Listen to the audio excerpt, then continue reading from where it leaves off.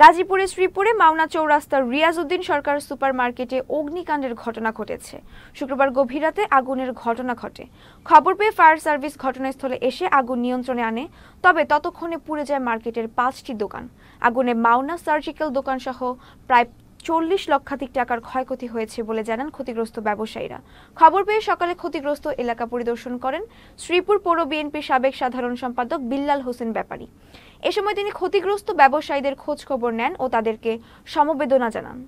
চলে যাবে, তারপরে কয়েকজন লোক আমাকে আপনি খবরটা কয়টায় পাইছেন? 3:10 মিনিট।